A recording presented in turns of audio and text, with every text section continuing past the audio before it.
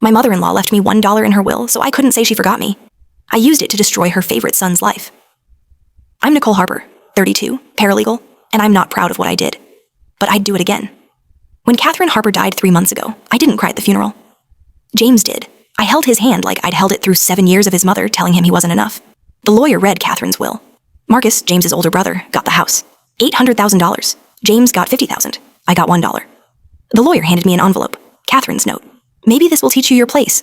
I stared at those words. Catherine's handwriting. Precise. Deliberate. Each letter a tiny knife. Marcus laughed. Actually laughed. $1. That's generous. Mom always had a sense of humor. James said nothing. Just sat there, frozen. Like he'd been frozen his whole life. I folded the note, stood up. I'll take it in cash. In the car, James finally spoke. I'm sorry. For what? For her? For everything? How long? I asked. How long did she make you feel like this? He stared at the steering wheel. Since I was 12. I got a B+ on a math test. Marcus got an A.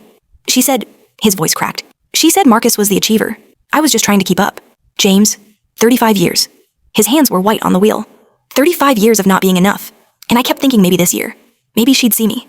Really see me. He started crying. Not the quiet funeral crying. The deep, broken sobs. I pulled him to me. This man I loved. This man his mother had spent 3 decades destroying. That's when something shifted in me. Something hard and cold and angry. Let me take you back. Let me show you how we got here. I met Catherine 7 years ago.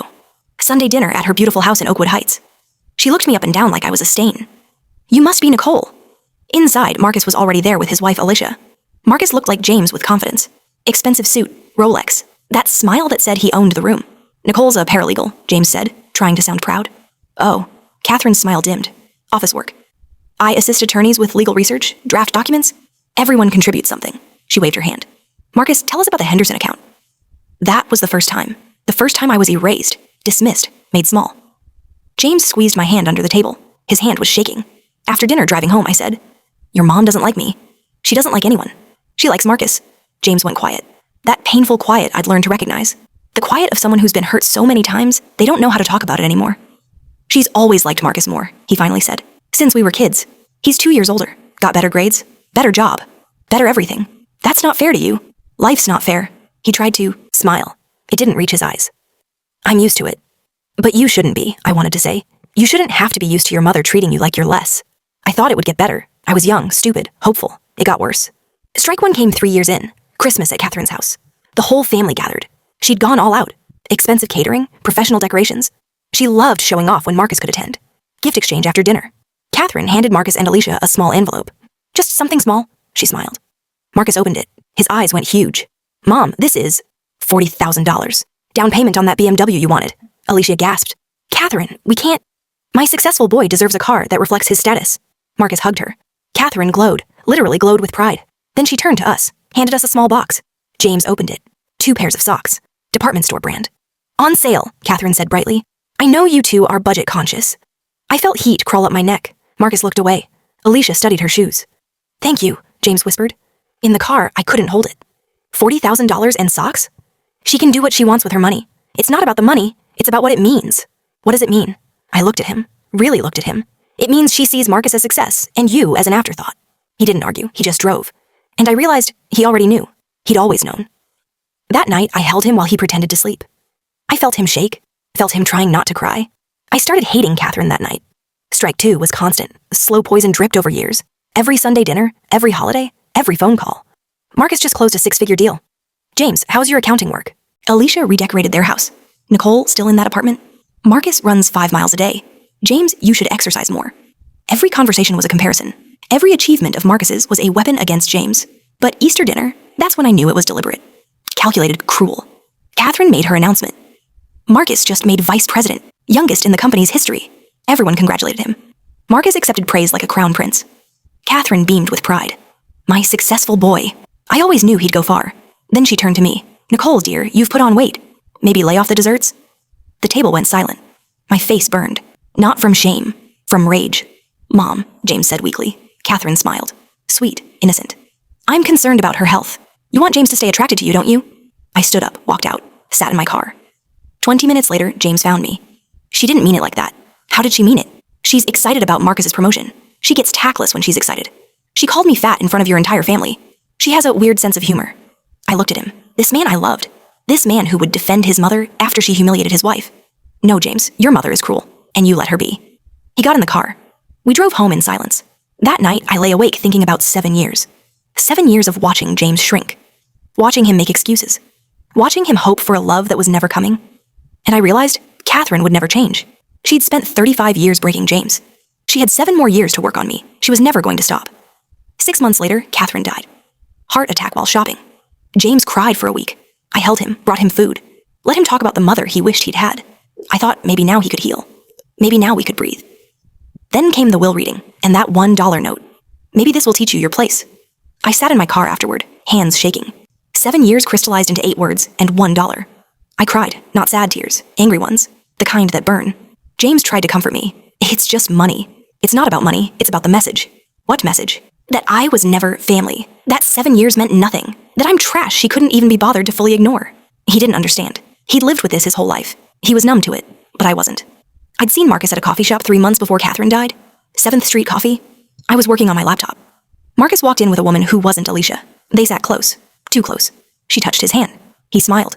The barista, Tyler, caught my eye. Young guy. Kind face. Happens every Tuesday, he said quietly. Tuesday girl. Thursday girl is a redhead. I didn't know what to do with that information, so I filed it away. But sitting in my car with Catherine's note, I knew exactly what to do with it. I drove to 7th Street Coffee. Tyler was working. I ordered a cappuccino. Paid with Catherine's dollar bill. He recognized me. You're Marcus Harper's sister-in-law. I need proof, I said, of his affairs for his wife. Why now? His mother left him $800,000 and left me $1 to teach me my place. He pulled out his phone. Months of evidence. Marcus with different women. Dates. Times. I hate guys like him, Tyler said. Rich jerks treating people like garbage. He airdropped everything to me. I sat in my car staring at the evidence. My hands shook. This was it. This was the weapon. And I was scared. Not of Marcus, not of consequences. Scared of myself, of what I was about to do. I was going to destroy a marriage, ruin someone's life, use calculated cruelty to hurt people. Everything Catherine said I was. Trashy, low class, not good enough. I was about to prove her right. I almost didn't do it. Almost drove home, deleted the photos, and let it go. But then I thought about James. About 35 years of being told he wasn't enough. About Christmas socks and weight comments and that $1. I thought about Catherine's note in my purse. Maybe this will teach you your place. I started the car. Alicia worked at a real estate firm downtown. I found her office. Nicole? She looked surprised. Is everything okay? Can we talk? Privately? In her office, I laid it out. Showed her the photos, the dates, the pattern. Alicia's face went white, then red, then white again. Her hands started shaking. She put them in her lap, trying to hide it. How long have you known? Her voice was barely a whisper. I suspected for a while. I got confirmation today. She looked at the photos again. Really looked. A tear fell on her desk. Heart. She wiped it away fast, like she was ashamed of crying. Why are you telling me this? She whispered. Because you deserve to know. I paused. And because Catherine left Marcus the house. $800,000. You're his wife. Understanding dawned through her pain. Community property. You're a real estate agent. You know the law. $400,000. She said it like salvation, like freedom. I knew something was wrong, she said. I told myself I was paranoid, that I was crazy. You're not crazy. You're married to a liar. She looked at me then. Really looked. Why are you really doing this? I thought about lying, making it noble, about justice or helping her. But we'd both been hurt too much for lies. Because Catherine left me $1 to teach me my place. And I'm showing her what $1 can do. Alicia smiled, slow and sharp, the smile of someone who's been hurt and finally has permission to hurt back. I'll file tomorrow. The divorce took 6 months. Marcus fought hard, hired expensive lawyers, screamed about betrayal. But Texas community property law was clear. Alicia got $400,000, half the house. Marcus had to sell. I ran into Marcus at the grocery store last month. He looked older, tired. The golden boy polish was gone. Nicole, Marcus. I know it was you. Alicia told me about the coffee shop. Yeah, that was me. His jaw clenched. Why? Your mother left me $1, Marcus, with a note saying it would teach me my place. So you destroyed my marriage? No, you destroyed your marriage by cheating on her repeatedly. I just made sure your wife found out. I lost everything. You lost half. That's how divorce works. You still have $400,000. That's $350,000 more than your mother left James. He stepped closer. Mom was right about you. She said you were trash. I didn't flinch. Your mom spent 35 years telling James he wasn't enough. She spent 7 years trying to break me. And in the end, she left me $1 as an insult. I stepped closer to him. I turned that dollar into $400,000 in consequences for you.